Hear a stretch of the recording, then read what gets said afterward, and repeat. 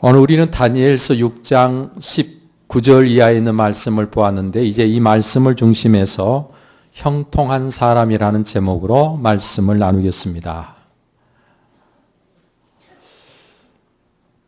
나의 갈 길 다 가도록 예수 인도하시니 내 주 안에 있는 긍휼 어찌 의심하리요? 믿음으로 사는 자는 하늘 위로 받겠네.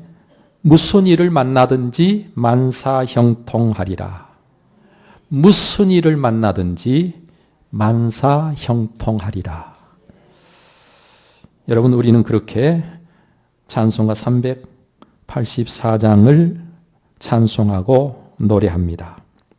여기 만사 형통이라는 이 말은 참 좋은 말이 아닐 수가 없고, 모든 사람들이 다 원하는 그런 우리의 삶이 아닐 수 없습니다. 여러분, 여기 만사 형통이라고 할 때 이 형통이라고 하는 이 단어는 킹 제임스 영어 성경에서 프라스퍼라는 말을 쓰는데 이 말은 번성하다, 번영하다, 그런 의미를 가지고 있는 단어입니다.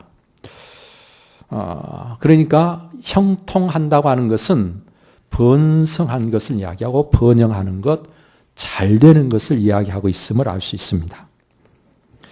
그런가 하면 이 형통에 대해서 시편 1편에서는 뭐라고 설명해 주고 있는고 하니 시냇가에 심은 나무가 철을 따라 열매를 맺으며 그 잎사귀가 마르지 아니함 같다고 하신 이 말씀이 형통을 이야기하고 있는 것입니다. 우리가 이와 같은 형통한 사람이 되면 얼마나 좋겠습니까? 그런데 오늘 여기 본문 다니엘 6장 28절 말씀에 이 다니엘이 다리오 왕의 시대와 바사 사람 고레스 왕의 시대에 형통하였더라. 그렇게 기록되어 있습니다. 성경이 말씀하고 있는 형통한 사람은 바로 누구예요? 다니엘이었다라고 말씀하시고 있는 것이지요. 다니엘은 유다의 귀족이었지만은 나라가 바벨론의 짓밟힘을 당할 때 포로가 되어서 바벨론으로 끌려갔습니다. 다행스럽게 출신 성분에 상관없이 인재를 기용하는 바벨론 제국의 정책에 따라서 다니엘은 바벨론 왕의 왕궁에서 교육을 받고 느부갓네살 왕 때에 바벨론 온 지방을 다스리는 권세를 갖게 되었습니다. 바벨론 모든 지혜자의 어른을 삼았다. 그렇게 성경은 기록되고 있습니다. 그런가 하면 이 느부갓네살 왕의 아들인 벨사살 왕 때도 나라의 셋째 통치자로 권세 있는 자리에 있었음을 성경이 기록하고 있습니다. 이 벨사살 왕이 죽고 메대 사람 다리오가 왕이 되었을 때도 다니엘은 3명의 총리 중에 한 사람이었고요. 그 3명 총리 중에 가장 뛰어나서 다리오 왕이 특별히 총애를 했고 그래서 마침내 이 다니엘에게 전국을 다스리는 권세를 주려는 마음을 가지고 있었습니다. 자, 그런데 이와 같은 낌새를 알게 된 다른 두 총리와 고관들이 다니엘을 끌어내리려고 그의 허물을 찾아 고발하려고 했습니다. 그런데 아무런 허물도 찾을 수가 없었다고 성경은 기록하고 있습니다. 그래서 그들은 다니엘을 무너뜨리기 위해서 마치 다리오 왕을 위하는 듯 바람을 잡고 30일 동안 누구든지 왕 외에 다른 신에게나 다른 사람에게 무엇을 구하는 자가 있으면 사자굴에 던져 넣는 금령을 만들어서 온 땅에 공포하게 된 것입니다. 이는 다니엘이 자기가 섬기는 신 하나님께 하루 3번씩 기도하는 것을 잘 알고 있었고 다니엘이 그 기도하는 일을 결코 멈추지 않을 것임을 그들이 알고 있었기 때문에 그런 금령을 만들어서 다니엘을 제거하려는 수작이었던 것입니다. 그들의 생각 그대로 다니엘은 그 금령에 왕의 도장이 찍힌 것을 뻔히 알면서도 늘 하던 그대로 자기 집 윗방에 예루살렘을 향한 창문을 활짝 열어놓고 보란듯이 하나님께 기도를 합니다. 그리고 하나님께 감사했습니다. 이를 노리고 있던 정적들이 그것을 놓칠 리가 없습니다. 마침내 고발을 당하고 다니엘은 결국 그 금령을 어긴 죄로 사자굴에 던져지게 된 것입니다. 그런데요, 놀라운 것은 바로 그때 하나님께서 수호 천사를 다니엘에게 보내셔서 사자들의 입을 봉하심으로 사자들이 다니엘을 해치지 못하게 하셨다고 성경은 말씀합니다. 여러분, 이와 같이 사자굴에 던져졌는데도 사자에게 정작 잡아먹히지 않고 하루를 넘기면 이 사람은 죄가 없기 때문에 사자라도 그를 어떻게 하지 못한다고 믿고 그 사자굴에서 끌어내어서 살릴 뿐만 아니라 죄를 묻지 않게 되는 법이었습니다. 다니엘은 사자굴에서 살아나왔습니다. 그의 무죄함을 입증하게 된 것입니다. 특별히 다니엘의 명민함을 알고 그를 아꼈던 이 다리오 왕이 날이 새자마자 생사를 확인하고 다니엘을 사자굴에서 끌어올리게 했고, 무지한 다니엘을 참소했던 자들을 끌어다가 그 처자들과 함께 사자굴에 던져 넣음으로 다니엘을 죽이려 했던 그들이 오히려 사자밥이 되는 그런 역전의 역사가 일어났던 것입니다. 이는 하나님께서 아브라함에게 너를 축복하는 자에게는 내가 복을 내리고 너를 저주하는 자에게는 내가 저주하겠다고 말씀하신 그 말씀이 다니엘을 통해서도 그대로 이루어지고 있음을 우리에게 보여주고 있는 것입니다. 에스더서를 읽어보면 거기서도 하만이란 사람이 모르드게가 미워서 모르드게를 죽이려고 모르드게만 죽이지 않고 온 유대 사람을 다 함께 죽이려고 흉계를 꾸미고, 모르드게를 달아 죽이기 위해서 그를 죽일 사형틀을 만들었다가 오히려 하만이라는 사람 그 자신이 그 사형틀에 달려 죽고 그 가족이 몰살을 당하는, 오히려 해치려고 하던 사람이 해를 당하는 일들이 성경 속에 이렇게 기록되고 있는 것을 볼 수 있습니다. 여러분, 다리오 왕은요, 이 사건을 계기로 해서 모든 백성들에게 조서를 내리되, 뭐라고 조서를 내리는 거 아니? 내 나라 관할 아래에 있는 사람들은 다 다니엘이 하나님 앞에서 떨며 두려워할지니 그는 살아계시는 하나님이시요 영원히 변하지 않으실 이시며 그의 나라는 멸망하지 아니할 것이요 그의 권세는 무궁할 것이며 그는 구원도 하시며 건져내기도 하시며 하늘에서든지 땅에서든지 이적과 기사를 행하시는 이로써 다니엘을 구원하여 사자의 입에서 벗어나게 하셨습니다. 여러분, 이렇게 다니엘을 통해서 하나님이 어떤 하나님인가를 보여주시고, 그리고 다리오 왕은 다니엘을 통해서 하나님이 어떤 하나님인가를 알고 이렇게 온 백성들에게 공포함으로 하나님의 이름을 높여드렸고요. 다니엘은 더욱 신임을 받는 축복의 사람이 된 것을 볼 수 있습니다. 다니엘은 죽음에 내몰렸지만 오히려 상황이 역전되어서 하나님의 위대하심을 나타내고 왕에게 더욱 신임을 받음으로 그의 삶이 형통한 자가 되었다고 성경은 말씀하고 있는 것이다. 그런 말이죠. 다니엘은 아시는 대로 자신을 음식으로 인하여 더럽히지 않겠다는 뜻을 정하여 육식을 거부하고 채식을 했던 사람 아닙니까? 아무도 알 수 없던 일들을 하나님의 특별한 은혜로 알고 그 의미를 깨우쳐서 하나님의 섭리와 그 하나님의 역사를 증거하는 탁월한 지혜의 사람이었지 않습니까? 왕의 명령이라도 아니 죽음이라도 두려워하지 않고 하나님을 섬기며 하나님께 기도했던, 그래서 상황과 결코 타협하지 않는 믿음의 사람이 바로 다니엘이 아니었습니까? 하나님은 바로 그 다니엘과 함께 하시고 그 다니엘을 통해서 어떤 삶이 형통한 삶인가를 보여주시고 계십니다. 그런가 하면 다니엘과 함께 성경에서 말씀하는 형통한 사람이 또 있습니다. 우리가 꼭 기억해야 될 사람으로 바로 야곱의 아들 요셉이라는 사람이 있지요. 창세기 39장에 보면 형들의 시기로 죽을 뻔했으나 가까스로 상인들에게 팔려서 애굽 왕의 시위대장인 보디발의 집에 종이 되었는데, 그때 그 요셉에 대해서 성경은 뭐라고 기록하고 있는 거 아니? 여호와께서 요셉과 함께 하심으로 그가 형통한 자가 되어 그의 주인 애굽 사람의 집에 있으니 그의 주인이 여호와께서 그와 함께 하심을 보며 또 여호와께서 그의 범사에 형통하게 하심을 보았더라. 그렇게 기록하고 있는 것을 봅니다. 여러분, 이 요셉은요, 상황이 어떠하든지 하나님이 주신 꿈을 쫓는 사람이었습니다. 또 그 꿈으로 하나님이 행하실 일들을 분별할 줄 아는 지혜가 있는 사람이었습니다. 그런가 하면 범사에 여호와 하나님을 인정함으로 상황을 탓하거나 누구를 원망하거나 하지 않고 모든 상황을 하나님의 뜻으로 수용하고 받아들일 줄 아는 사람이었습니다. 그래서 형들이 동생을 팔았다가 나중에 그가 애굽 총리가 되어서 그 앞에 그들이 서게 되었을 때 동생이 보복할까 봐서 두려워 떠는 그들을 향해서 형들이 나를 이곳에 보낸 게 아니라 하나님께서 우리를 구원하시기 위해서 나를 먼저 이곳에 보내신 것이라고 하나님이 하신 일임을 증거하고 있는 것을 볼 수 있습니다. 여러분, 그가 형들을 위로하기 위해서 한 이야기가 아니라 사실은 그 말이 사실 하나님께서 그렇게 하신 일입니다. 하나님이 요셉에게 보여준 꿈을 이루시기 위해서 하나님께서 그렇게 하신 것이죠. 여러분, 이렇게 하나님을 하나님으로 인정하고 하나님을 신뢰함으로 그 또한 하나님께 인정을 받는 사람이 되었던 것이죠.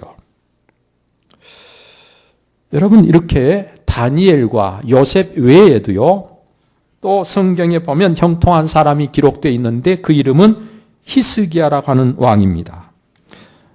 역대하 31장 20절에서 21절의 말씀에 보면 히스기야가 온 유다에 이같이 하되 그의 하나님 여호와 보시기에 선과 정의와 진실함으로 행하였으니 그가 행하는 모든 일 곧 하나님의 전에 수종드는 일에나 율법에나 계명에나 그의 하나님을 찾고 한 마음으로 행하여 형통하였더라. 하나님 앞에 오직 한 마음으로 행하여 하나님 앞에서 그가 형통했다고 성경은 기록하고 있지 않습니까? 역대하 32장 30절에도 보니까 이 히스기야가 또 기온의 윗샘물을 막아 그 아래로부터 다윗성 서쪽으로 곧게 끌어들였으니 히스기야가 그의 모든 일에 형통하였더라. 그렇게 기록하고 있습니다. 히스기야가 하는 모든 일에 형통했어요.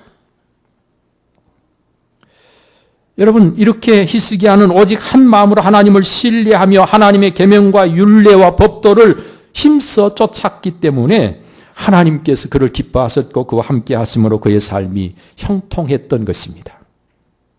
성경에는요, 이렇게 다니엘, 요셉, 히스기야와 같은 형통한 사람들이 기록되고 있는데, 그러면 우리가 꼭 알아야 될 것은 그럼 어떤 사람들이 형통한 삶을 사는가? 어떤 사람이 형통한 사람이 되는가? 우리는 그걸 알고 우리가 그렇게 살아야 되지 않겠습니까? 먼저 성경은 여호와를 경외하는 자가 형통하다고 말씀하십니다. 시편 128편 1절에서 2절의 말씀에 보니까 여호와를 경외하며 그의 길을 걷는 자마다 복이 있도다. 네가 내 손이 수고한 대로 먹을 것이라. 네가 복되고 형통하리로다. 어떤 자가요? 여호와를 경외하는 자. 여호와를 경외하면 하나님이 우리를 위해서 예비하신 길로, 하나님이 말씀하신 길로 가게 돼 있어요. 바로 그럴 때 그 삶이 복되고 형통하게 되는 것입니다. 여호와는 여호와를 경외하는 자에게 이같이 복을 주시리로다. 여러분, 그런가 하면 하나님의 명령, 규례, 법도를 지켜 행하되 좌로나 우로나 치우치지 않는 자가 형통한 자가 된다고 말씀하십니다.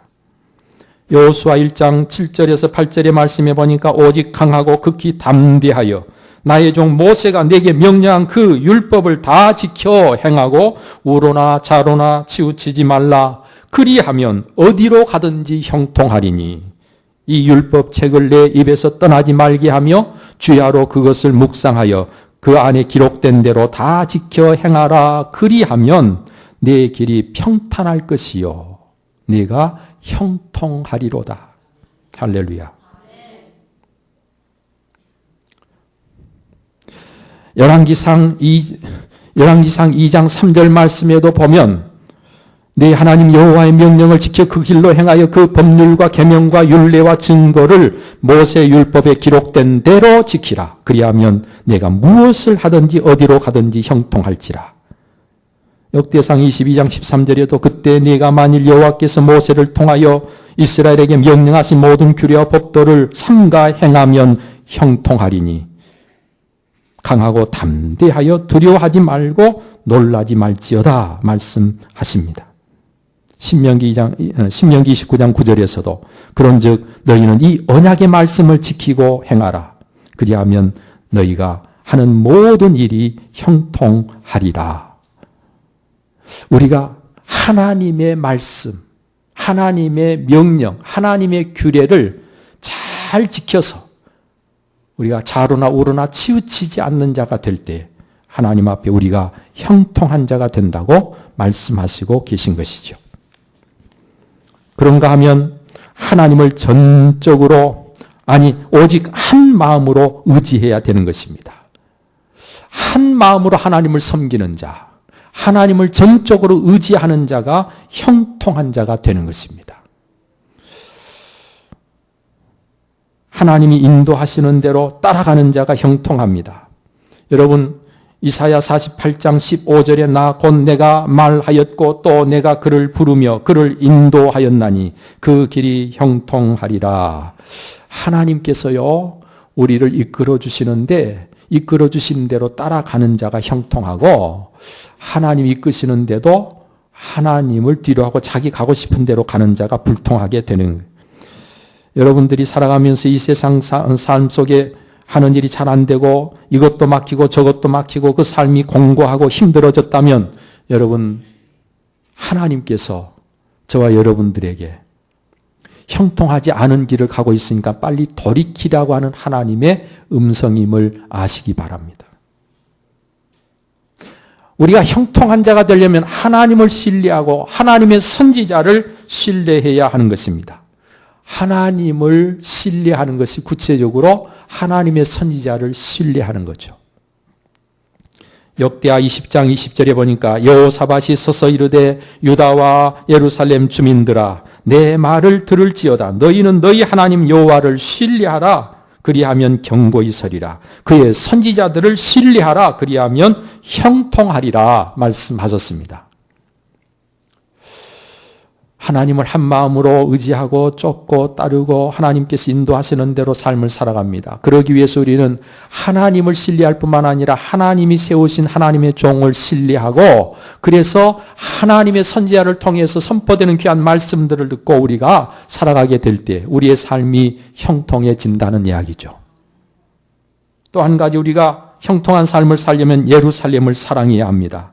시편 122편 6절에 예루살렘을 위하여 평안을 구하라. 예루살렘을 사랑하는 자는 형통하리로다. 뭘 사랑해요? 예루살렘을 사랑하는 자. 여기서 예루살렘은 하나님의 교회를 이야기하고 있습니다. 교회를 사랑하는 자가 형통한 거예요.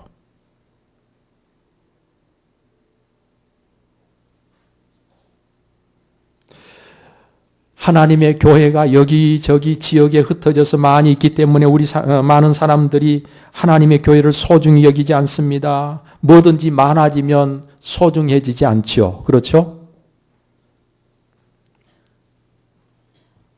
교회가 마을이 없이 멀리 있을 때는요, 그 교회를 찾아가는 걸음들이 그 교회를 얼마나 소중히 여기고 그 교회가 있다는 게 얼마나 감사하고 그래서 교회를 사랑하는 마음들이 특별했는데 지금은 그저 문만 열고 나가면 교회가 여기저기 하도 많으니까 교회를 아주 우습게 생각합니다.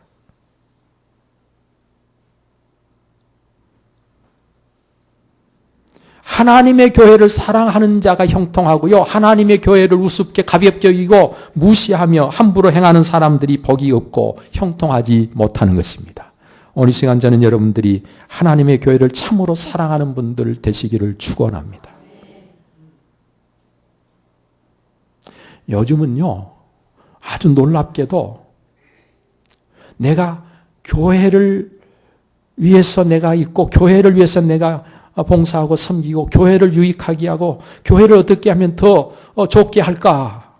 이런 마음이 우리 속에 내 집보다 내 교회를 더 아낄 줄 알아야 되는데 이상하게도 교회를 더 못하게 생각하는 사람들, 또 교회에 와서 교회를 위하는 게 아니라 교회의 덕을 보고 교회 것을 자기 것으로 만들고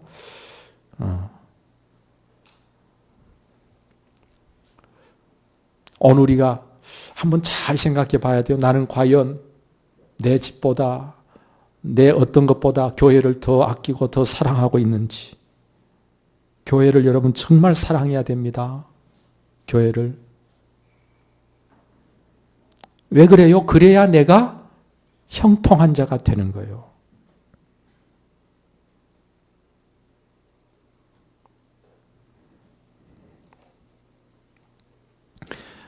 여러분 이 모든 것들을 종합해서 한마디로 이야기하면 어떤 자가 형통한 자가 되는고 하니 하나님이 함께 하시는 자가 형통한 자가 되는 것입니다.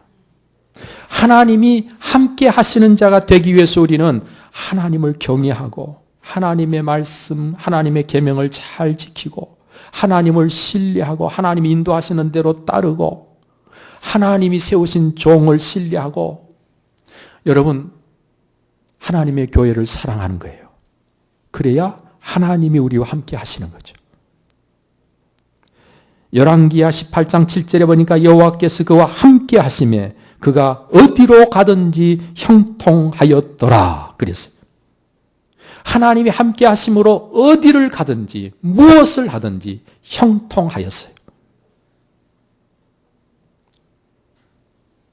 창세기 39장 요셉에 대해서 말씀하실 때도요. 여호와 하나님께서 그와 함께 하심으로 그의 하는 모든 범사가 형통했다고 기록하고 있잖아요. 저는 오늘 시간 여러분들이 바로 이렇게 하나님이 함께 하심으로 형통한 분들이 꼭 되시기를 축원합니다. 그래서 2015년 한 해 여러분들이 무엇을 계획하고 무엇을 힘쓰든지 형통한 한 해를 살아가고 여러분들의 모든 생애가 날이 가면 갈수록 이렇게 더 형통해지는 축복의 역사 함께 하시기를 바랍니다. 여러분 그러면 어떤 자가 형통하지 못한 줄 아세요? 성경에 보니까요. 자기 죄를 숨기는 자는 형통하지 못하다 그랬어요. 자기 죄를 숨기는 자. 잠언 28장 13절에 자기의 죄를 숨기는 자는 형통하지 못하나 죄를 자복하고 버리는 자는 불쌍히 여김을 받으리라 말씀하셨습니다. 여러분 우리는 우리의 죄를 감추고 숨기고 그래서 죄를 품고 사는 사람이 돼서는 안 돼요. 내게 있는 죄는 반드시 자백하고 드러내고 들추고 그래서 죄를 내가 드러내버리고 죄를 내가 버려야 내가 하나님 앞에 형통한 자가 될 수 있는 거예요. 근데 죄를 지으면 제일 먼저 뭐 하게 되죠? 사람들이 알까 봐서 감추게 돼요. 죄의 속성은요, 우리를 부끄럽게 만들고 부끄럽기 때문에 어떻게 하든지 드러내고 싶지 않아요. 자꾸 감추고 싶어요. 그래서 죄인은 이것도 감추고 저것도 감추고 자꾸 감추려고 합니다. 그러면 죄가 우리 속에서 우리를 먹어버리는 거예요. 죄가 우리를 망하게 하는 거예요. 결국은 죄의 종이 되고 죄의 밥이 되는 거예요. 여러분 죄의 속성이라는 게 이런 것이라는 사실을 우리가 알고 내 속에 죄가 있다는 사실을 깨닫는 순간 빨리 그걸 하나님 앞에 고백하고 그걸 떨쳐버리고 버리고 아무리 부끄러워도 감추려고 하지 말고 드러내야 돼요. 그래서 제가 늘 말씀드리지만 누구만 알고 계시라고 그러고 다 아주 귓속만 하고 그리고 다른 누가 알까 봐서 알기만 알면 막 당신만 알고 있으라고 했는데 또 누구한테 이야기한 거야 그러고 막 이 사람 저 사람한테 따지고 막 그래서 쉬쉬하며 신앙생활 하는 사람은 절대로 믿음이 안 자랍니다. 여러분 우리가 영예배를 드릴 때 자기 이야기를 하자고 그랬잖아요.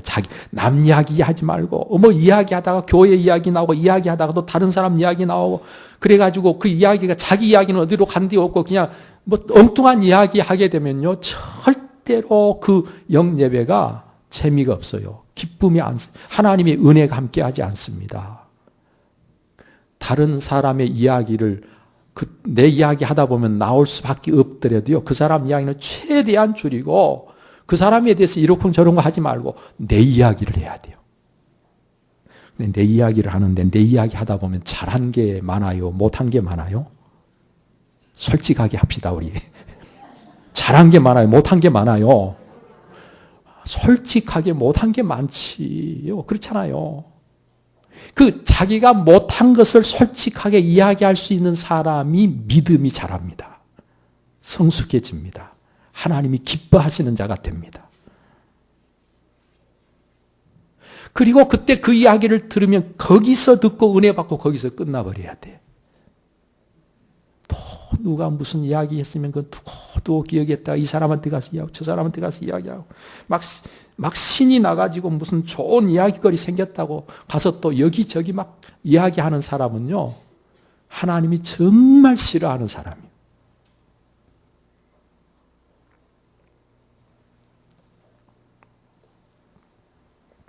여러분, 절대로 우리의 성도의 교제는요, 스스로 자기 허물을 들추어서 이야기할 때 우리는 그 허물을 다 덮어주는 사람이 돼야 됩니다. 예? 그래야 은혜가 넘쳐요. 그래야 우리의 삶이 하나님 앞에서 복된 삶이 되고 형통한 삶이 되는 거예요. 여러분, 고름은 아무리 붙들고 있어봐야 살 안 됩니다. 버릴 건 버려야 되는 거예요. 예, 그리고 그것이 바로 우리가 죄를 자복하는 것이죠. 그런가 하면 악인의 형통을 부러워하면서 악인과 함께하는 자는 절대로 형통하지 못합니다. 여러분, 가만 보면요, 악한 자들이 잘 되는 것처럼 보이는 일들이 참 많아요, 이 세상은. 하나님께서 사탄도 상당한 권세를 가지고 있기 때문에 사탄이 역사하면 하는 사업이 잘 될 수 있습니다. 사탄의 역사로. 근데 그게 형통한 게 아니에요. 우리 눈으로 볼 때는 잘 되는 것 같아요. 그래서 나는 죽자 사자하고 기도하고 주일날 안 빠지고 열심히 봉사하고 나는 믿음으로 사는데 내 모양은 이렇고 저 사람은 맨날 교회도 안 나가고 신앙생활도 안 하고 그냥 골프나 치러 돌아다니고 사기나 치고, 그런데 저 사람들은 왜 저렇게 잘 먹고 잘 사나. 그래야 그 사람들이 내 눈에 부러움의 대상이 되면요, 그건 그 사람은 복이 없는 사람이 되는 거예요. 절대로 부러워할 필요가 없어요. 이 사람들은 어떻게 된대요? 어느 날 하루 사이에 그냥 마치 낫으로 풀을 베듯이 배임을 당하고 만다 그랬어요. 그건 형통한 게 아니에요, 그거는.